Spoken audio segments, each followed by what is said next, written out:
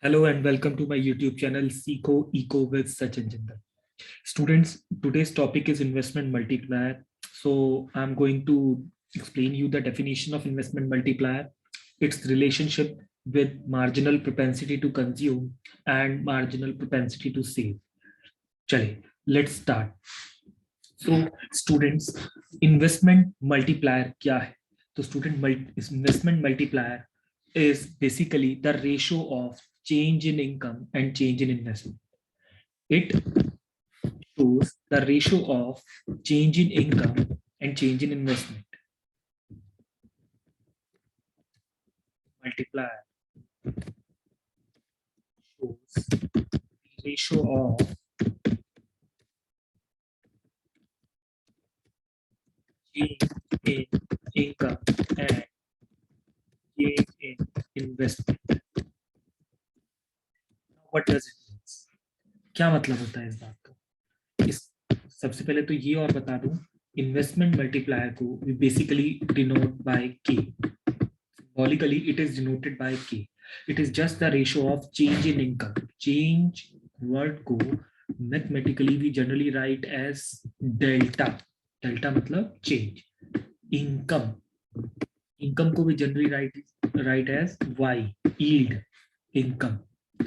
Change in national income actually पूरी country की बात कर रहे हैं, मैक्रो इकोनॉमिक्स का कॉन्सेप्ट है रिलेटेड टू एंटायर कंट्री. तो इनकम इज नेशनल इनकम.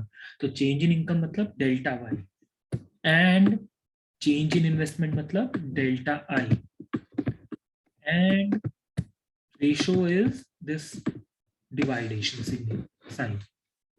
तो investment multiplier which is K is the ratio of change in income and change in investment. Now the question is, what is the meaning of investment multiplier exactly? This is the formula, this is the definition, but how will you describe it? तो change में दो बातें होती है, या तो increase होता है या decrease. Positively economics work in first quadrant means positive thinking पर काम करता है. तो हम ये लेकर चलते हैं इन्वेस्टमेंट इंक्रीज हो रहा है तो इनकम भी मेनी टाइम्स इंक्रीज हो रही है. एग्जाम्पल के तौर पर मल्टीप्लायर क्या है? एक वैल्यू है. फॉर एग्जाम्पल मल्टीप्लायर का वैल्यू 3 है. किसका मल्टीप्लायर है ये? इन्वेस्टमेंट का. क्या बताएगा कि अगर एक इकोनॉमी में 200 करोड़ का इन्वेस्टमेंट होता है तो what will be the change in income? Income में कितना चेंज होगा?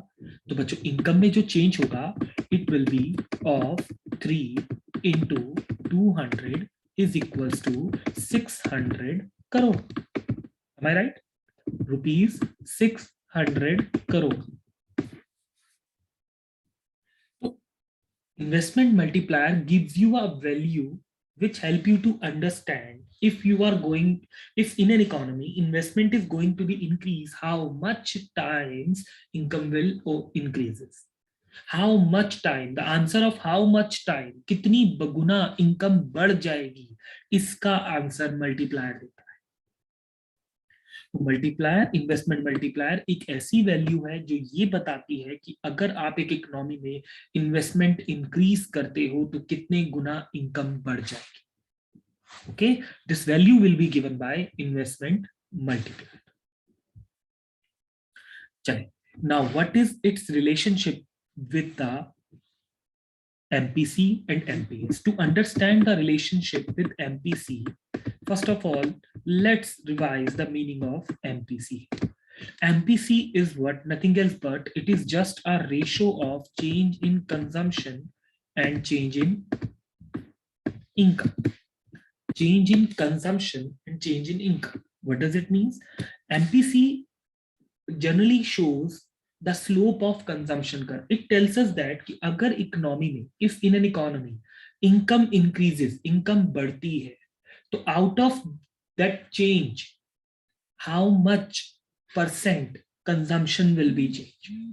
एग्जाम्पल के तौर पर मतलब कि अगर इनकम बढ़ रही है तो जो चेंज हुआ है ना इनकम में, उसमें से कितना और कंजम्पशन बढ़ेगा. फॉर एग्जाम्पल इनकम मान लीजिए 100 करोड़ की, तो कंजम्पशन था 80 करोड़. इनकम बढ़कर हो गई 200 करोड़, कितने करोड़ इंक्रीज हो गई? 100 करोड़. कंजम्पशन हो गया 120 करोड़, कितने करोड़ इंक्रीज हो गई? 40 करोड़. ओके, तो ये जो है डेल्टा, ये डेल्टा वाई है चेंज इन इनकम, और जो इनकम में चेंज हुआ 100 करोड़ का, आउट ऑफ दैट कितना कंजम्पशन में चेंज हुआ, 40 करोड़, 40% एक्चुअली। तो ये परसेंट एक्चुअली यही बताता है कि इनकम में अगर चेंज होता है तो उसमें से कितना परसेंट आप कंज्यूम कर लोगे, सिंपल वर्ड्स में।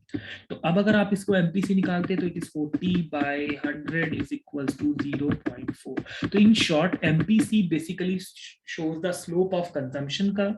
It tells us that if income changes, out of that what percentage will be consumed, कितना परसेंट कंज्यूम कर लिया जाएगा। आप वैल्यू अगर 0.4 है तो 40%, 0.5 है 50%। ओके, अब एमपीएस क्या होता है, एमपीएस से भी तो रिलेशन बताना है। ऐसे ही एमपीएस होता है मार्जिनल प्रोपेंसिटी टू सेव। अब देखिए सेम एग्जांपल अगर मैं लूं, एक सेकंड के लिए, अगर मैं सेम एग्जांपल लूं तो 100 से 200 यानी इनकम में अगर चेंज हो रहा है 100 करोड़ का, ओके, इनकम में कितना चेंज हो रहा है 100 करोड़ का, तो कंजम्पशन आपका अगर 80 से 120 था तो इन सच अ सिचुएशन सेविंग कितना था, आप मुझे बताइए। भाई इनकम में से जितना आपने कंज्यूम कर लिया, 100 इनकम में से 80 कंज्यूम कर लिया तो 20 बचा, राइट, और 200 में से 120 कंज्यूम कर लिया, 80 बचा। तो अभी यहाँ चेंज इन सेविंग कितना आ रहा है, चेंज इन सेविंग आ रहा है आपका 20/20, सॉरी सेविंग में चेंज निकालते हैं, 20 से 80 कर दिया आपने सेविंग, यानी 60 का चेंज कर दिया। ओके, तो अब अगर इनकम आपकी 100 करोड़ चेंज हो रही है, यहाँ हमने लिखा नहीं है, हम लिख देते हैं दोबारा से, if suppose that income changes by 100 crore, out of that saving changes by 60 crore, क्योंकि 40% आप कंज्यूम कर रहे थे रिमेंबर एमपीसी में, तो 60% आप सेव कर रहे हो, तो 60 यानी वही change in saving divided by change in income, it is the ratio of change in saving and change in income. तो 60 आपका सेविंग में इंक्रीज हुआ है 100 इनकम इंक्रीज होने की वजह से, तो it is 0.6 MPS। Now what is the relationship between MPS MPC with the investment multiplier? Let's understand the relation. To understand the relation, first of all I will explain you a derivation. हम सभी जानते हैं एक economy में equilibrium level जो होता है, at equilibrium level aggregate demand is equals to aggregate supply, और ये भी हम पढ़ चुके हैं, aggregate supply is always equals to national income in closed economy model given by professor J.M. Keynes, and aggregate demand in closed economy is basically the sum of personal consumption expenditure and personal investment expenditure. In two sector model हम पढ़ रहे हैं, closed economy हम पढ़ रहे हैं, ये सब हम पहले रीड कर चुके हैं, और अभी हम क्या करने वाले हैं, ये बताने वाले हैं कि टू सेक्टर मॉडल में एग्रीगेट सप्लाई नेशनल इनकम के इक्वल होती है और एग्रीगेट डिमांड C+I के इक्वल होती है। ओके, C+I के इक्वल होती है। तो बच्चों अब जरा दोनों, क्योंकि हमें किसमें रिलेशन बताना है, इन्वेस्टमेंट मल्टीप्लायर में एंड एमपीसी, इनके रिलेशन को समझने के लिए मैंने इस बात को यहाँ मेंशन किया है। अब देखिए एमपीसी की वैल्यू होती है delta C upon delta Y, अभी हमने पढ़ा 2 मिनट पहले, इसका मतलब हमें यहाँ डेल्टा चाहिए, तो सबसे पहले क्या करेंगे, multiply both side by delta, तो आपको क्या मिलेगा, delta Y equals to delta C plus delta I. इससे क्या होगा, हम इस रिलेशन की तरफ मूव करने लग जाएंगे, इस फॉर्मूले की तरफ मूव करने लग जाएंगे। अब क्या करेंगे, हम divide both side by delta Y, आप दोनों साइड डेल्टा वाई से डिवाइड कर दो, डेल्टा सी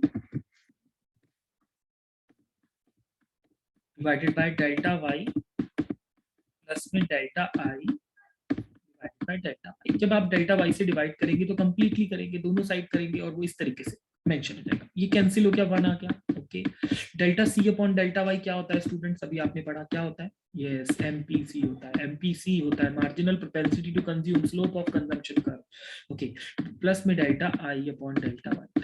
सर रिलेशन तो नहीं आ रहा, रिलेशन तो कहीं नहीं दिख रहा के और एमपीसी का, देखो मैं दिखाता हूँ, एमपीसी को इधर ले जाओ, 1 माइनस एमपीसी हो गया बच्चों, equals to delta I upon delta Y.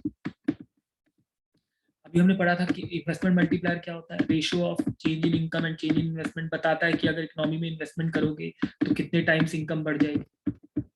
अब क्या करते हैं, अब हमें तो के की वैल्यू चाहिए जो होती है delta Y by delta I, यहाँ है delta I by delta Y, इसको रेसिप्रोकल कर दो, what should you do, reciprocal it, left side and right side both, तो it will be 1/1 minus MPC equals to delta Y upon delta I. अब delta Y upon delta I क्या होता है? के होता है। क्या होता है? के। अभी तो पढ़ा, राइट। तो ये फॉर्मूला बन गया और एक ये रिलेशन भी बनेगा अभी 1/1 माइनस एमपीसी। अब आप कहेंगे सर इससे रिलेशन तो निकल कर नहीं आया, बिकॉज हम जनरली जब रिलेशन की बात करते हैं तो हम बोलते हैं it is a positive relation और it is a negative relation, but here if you will see ना तो पॉजिटिव लग रहा ना नेगेटिव, ये तो एक फॉर्मूला है। तो चलिए पॉजिटिव नेगेटिव रिलेशन के लिए एक एग्जांपल लेते हैं, टेबल बनाते हैं।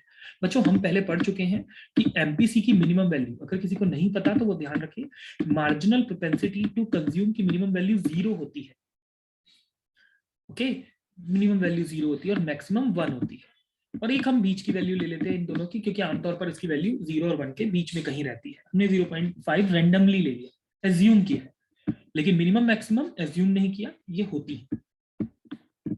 अब इन्वेस्टमेंट मल्टीप्लायर की क्या वैल्यूज आ रही है वो देख लेते हैं, जिससे हमें रिलेशन पता लगेगा। पॉजिटिव रिलेशन कब होता है? When X variable Y variable both increases और डिक्रीजेस, है ना? या तो दोनों इंक्रीज हो रहे हो या दोनों डिक्रीज हो रहे हो, दोनों में एक जैसा हो रहा है, तो उनमें पॉजिटिव रिलेशन होता है। चलिए देखते हैं क्या के भी इंक्रीज होगा एमपीसी के इंक्रीज होने पर। एमपीसी मैंने यहाँ इंक्रीज किया 0, 0.5, 1, क्या के भी इंक्रीज होगा? चलिए देखते हैं। 0 अगर मैं यहाँ रखता हूँ, देखिए 0 को अगर मैं रखता हूँ, एक मैं रख के दिखा रहा हूँ, 1/1 माइनस एमपीसी फॉर्मूला है। अगर मैं यहाँ 0 रखता हूँ, 1/1 माइनस 0, आंसर आया 1। इससे मुझे ये पता लगा कि इन्वेस्टमेंट मल्टीप्लायर की मिनिमम वैल्यू जो है वो 1 होती है। क्या होती है मिनिमम वैल्यू इन्वेस्टमेंट मल्टीप्लायर की? 1 होती है। अगर मैं 0.5 रखता हूं तो, इफ आई पुट 0.5 है, ओके 0.5 रखता हूं तो क्या होगा? चलिए देखिए, मैंने यहाँ पे 0.5 रखा, इसकी वैल्यू कितनी आ गई बेटे? 2। कितनी आ गई? 2। ओके, सॉल्व कर सकते हैं ना। 1 में से 0.5 गया, 0.5 बचेगा और ऊपर 1 है, ये हटा देते हैं, तो ये 2 आ गया आपका। देखो कितना आ गया? 2। बहुत अच्छे, शाबाश। तो ये आपका 2 आ गया। अब आपने 1 रखी, एमपीसी की वैल्यू क्या रखी? 1।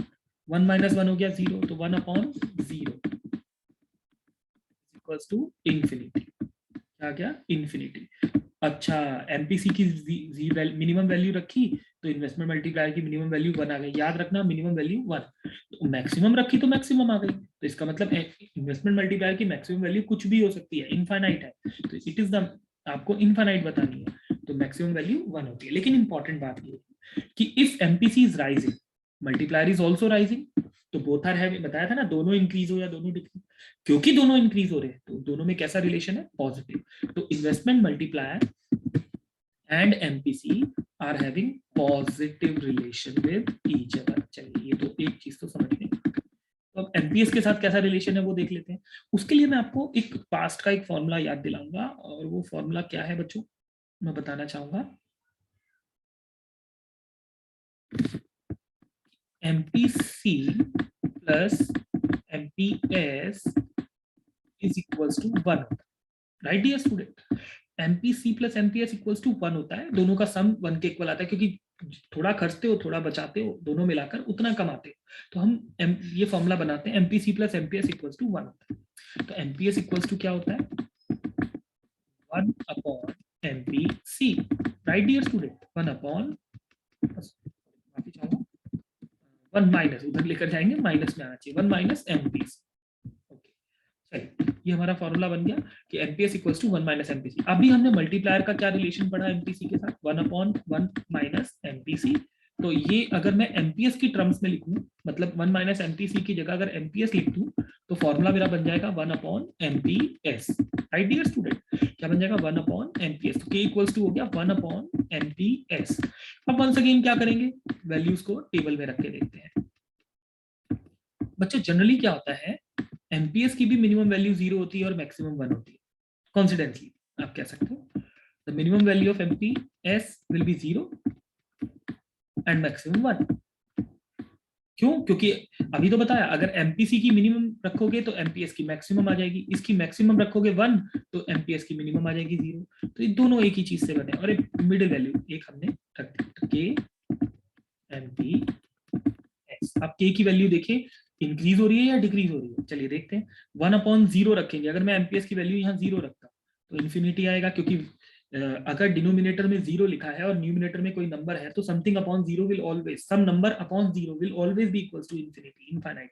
यानी कि अगर मैं, और ये मैक्सिमम वैल्यू थी अभी पढ़ा था ना, तो अगर मैं एमपीएस की मिनिमम वैल्यू रख रहा हूँ तो इन्वेस्टमेंट मल्टीप्लायर की मैक्सिमम वैल्यू आ रही। अगर मैं 0.5 रखूं यहाँ पर तो क्या आएगा, एमपीएस की जगह 2 आ रहा है, आप रख के देख लो 2 आ रहा है। फिर 1 रखता हूं तो क्या आ रहा है, 0, 1 रखता हूं तो 1 आ रहा है।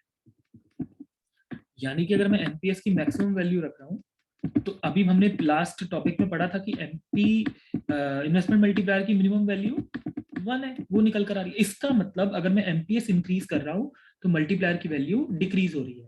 यानी दोनों में कैसा रिलेशन है, what is the relation between K investment multiplier and MPS? Negative relation. तो बच्चों, I have completed my topic of the day of this video. I have explained you the definition of investment multiplier and its relationship with MPC and MPS. आगे हम next topic में, next video में हम पढ़ेंगे working of investment multiplier. तो बच्चों, अगर आपको समझ में आया, पसंद आया, इसको सब्सक्राइब करो, लाइक करो, सो दैट आगे की videos banana will be easy for you. ठीक है, thank you and that's all for now.